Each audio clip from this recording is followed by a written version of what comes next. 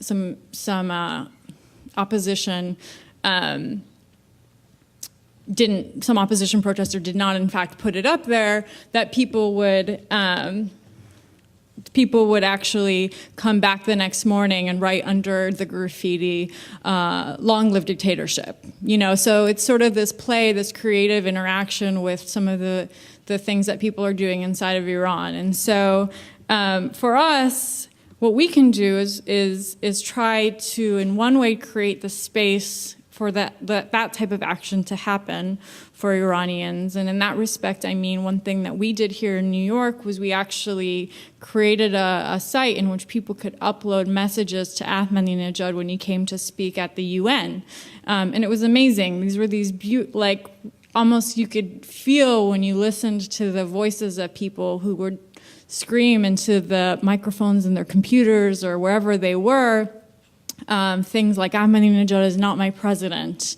And we got these voice messages where people literally had their whole family and they would be kind of labeled mother, daughter, son, father, or people would scream at the top of their lungs, these little pieces of vocal resistance.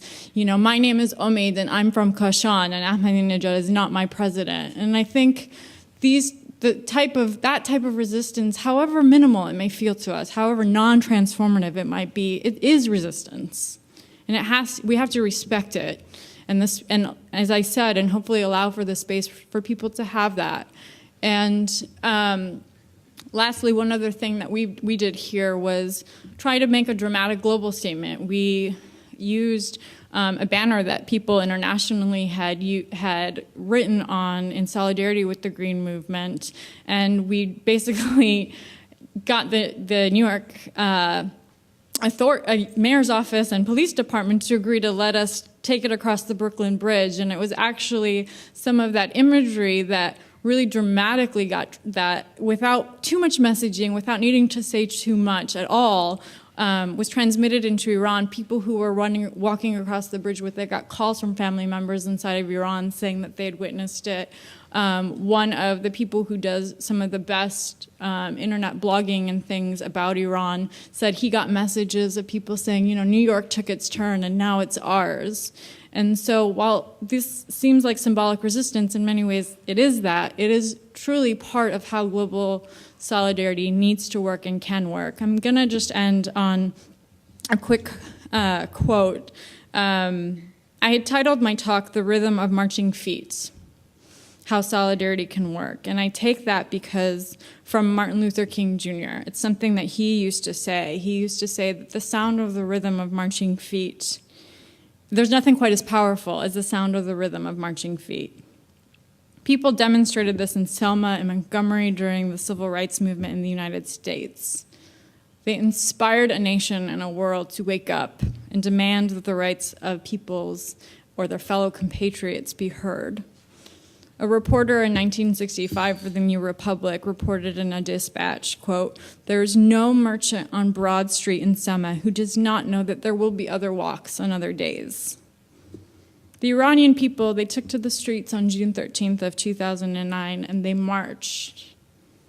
Thousands upon millions of people marched in silence for hours.